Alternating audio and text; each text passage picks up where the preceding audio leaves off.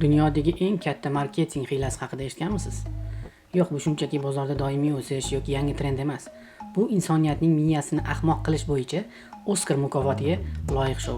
Tasavvur qiling, bir kompaniya oddiygina yer qa'ridan qazib olinadigan bir bo'lak ko'mirni butun dunyoga orzuga emas, balki muhabbatning pur birligiga aylantirdi. Bu shunchaki marketing emas. Bu sizning cho'ntagingizning pullarni qanday olishni o'rgatuvchi doktorlik dissertatsiyasi. Britaniyaning The Beers nomli korxonasi shunday qildi. 1930-yillarda hech kimga kerak bo'lmagan tog'dagi bir toshni olib, uni abadiy muhabbat va o'lmas sadoqat timsoliga aylantirdi. Ha, to'g'ri, sizning muhabbatingiz endi toshga bog'liq. Bu shunchaki "A diamond is forever" shiori emasdi. Bu agar buni sotib olmasang, demak sening sevging bir pulga qimmat degan jimgina ammo halokatli savolni miyamizga singdirish edi. Ular sizga oddiygina uzuk emas, balki o'zingizni juftingizga isbotlash uchun go'yo ajdodlardan qolgan majburiyatni sochdi. Go'yo bir tosh bo'lmasa muhabbatingizning tannarxi yetarli emasdek.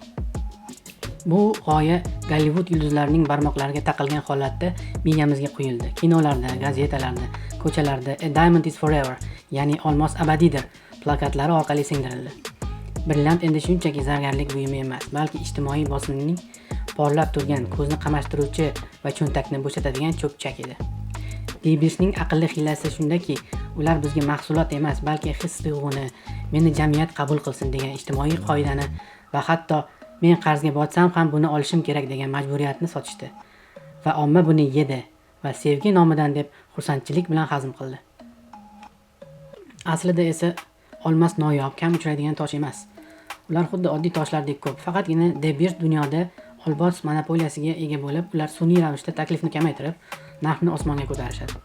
Ularda shunchalik ko'p olmos borki, ularni sochsa har bir itning brilliant tasmasi bo'lardi. Xullas, olmosning asl narxini faqat sotmoqchi bo'lganingizda bilasiz.